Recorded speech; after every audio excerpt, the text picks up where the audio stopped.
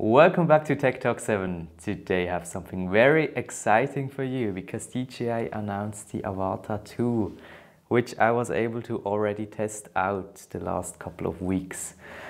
And I want to share my experiences with this new FPV drone from DJI with you.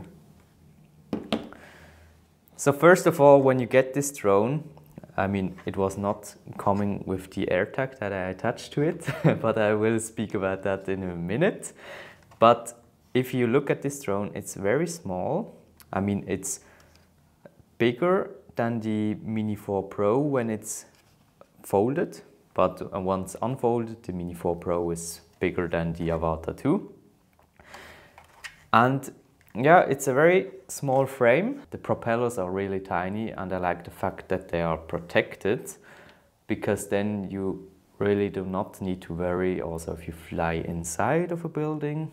To get started, the main differences from this, an FPV drone, to the Mini 4 Pro, for example, is that you can fly manually, which means you can fully control all the flight directions of this drone, but not with the motion controller that comes with it. You would need to buy a separate DJI FPV remote controller to be able to fully use the manual mode. But what is great about an FPV drone in the first place is the first person view, of course. The DJI Avata 2 comes with the DJI Goggles 3, which I have right here. And you can put them on and then you see exactly what the drone sees. Maybe with a tiny little bit of delay, but it's really minor. It's like 20 milliseconds, I think. And you have the ability to really fly like a bird with this, or it feels that way. So you put those on and you can fly with the motion controller and you can control exactly how this drone is oriented and at what speed it should fly. What I noticed is that FPV flying looks a lot more fluid, looks a lot more dynamic than just the drone shots from a regular stabilized drone like the DJI Mini 4 Pro. But both of them have their advantages and their disadvantages. One big disadvantage that I see from the DJI Avata 2 is the noise. The Mini 4 Pro is very quiet compared to this drone because this really draws a lot of attention. I didn't own the Avata 1, but I've heard that it's even worse with this. It's like a screeching horde of wasps that follows you. And this is a little bit less noisy, but it still is very noisy. And that lies just in the nature of the FPV drones because they are more powerful than the traditional non-FPV drones. Also, a difference between this and the Mini 4 Pro is its weight. The Mini 4 Pro lies below the 250 gram limit. And this is a little bit heavier, so it could fall into a different category that you may not be able to fly everywhere. And especially with FPV drones, it's important that there are different laws than with the other drones. For example, if you are wearing these goggles, which you have to when you want to fly FPV drones, then you must have another person that is able to monitor the drone and step in and take control of the drone if you are not able to control the drone. And this other person that watches your flight and must be able to step in should always have visual line of sight to the drone, so you are also officially very limited in terms of distance that you can go and height. But one of the main advantages of this drone is that you can really fly through tiny spots and that you can fly close to the ground, and you have more control over these kinds of flights because you see in real time what the drone sees, but you see the full picture. On the small screen of the Mini 4 Pro remote controller, you see everything in real time as well, but the control is just not the same. With this you have really seemingly precise control over the drone's movements, And if you have the full manual remote controller, you will even have more control over the drone, but it's also a little bit more difficult, but we will speak about that as well. Flying this drone is really simple with the DJI motion controller. Even a total beginner could fly this drone with this controller. I mean, it's still a bit weird looking through the goggles to control the drone, but flying with this controller is really that easy. I didn't really fly FPV drones before. I mean, I flew a couple of times, but not professionally and also not advanced. So I thought I will start with the motion controller, and once the DJI Remote Controller 3 is more accessible to purchase here, I will purchase it and do some learnings with the simulator and then start to fly fully manual with this drone as well. But you do have some comfort with this, because if you push here, you will accelerate, and if you let go, the drone will just stop in the air. So this is really a safety feature that you will not have with the fully manual remote controller.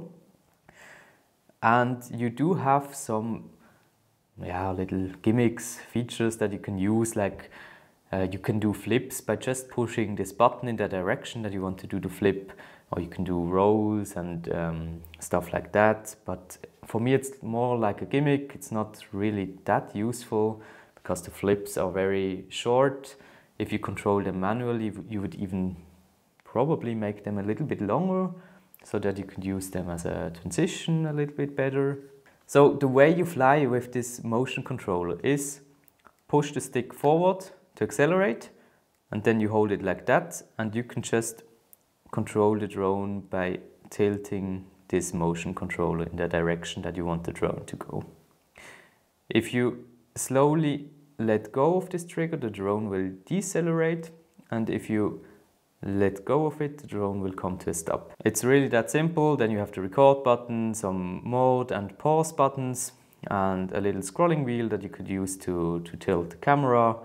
But you can also tilt the camera if you let go of this and just move the motion controller up and down. It will move the camera of this drone automatically. So if I move the motion controller down, the camera will also go down. And if I move it up, the camera will go up. And this really functions very reliably. You could even use head tracking. If you tilt your head up or down, the camera would move as well. But I found it to be a little bit confusing at first. Maybe I will use it in the future a little bit more, but at the moment I'm not using it. A really cool feature about this drone is that you can capture 4K video in a high quality that rivals GoPro footage, as I've seen in some review videos. And of course, I already got the ND filters for this drone as well, which you can just clip on and off. And they help to achieve like a cinematic footage. And I want to show you some test footage that I got in 4K and 60 FPS. Check it out and let me know in the comments what you think about these footages.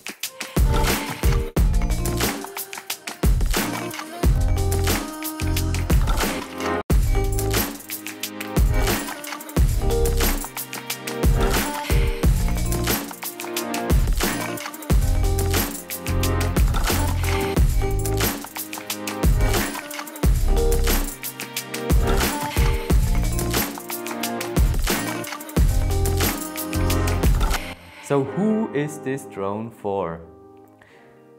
I would say it's certainly not for everyone. It's probably for those looking to get creative in their shots, in their ability to move or fly through tiny objects. Probably for those that want to fly safely inside buildings. And also for those looking to start their FPV drone journey. I mean, you can start with this and later upgrade to the real FPV controller. But I think this drone is not for people that just want to record high quality video of nature or something in the easiest way, because for these people the DJI Mini series is made and they can really get the best image quality and the easiest user interface that is possible at the moment. I mean, these DJI Mini drones basically fly themselves.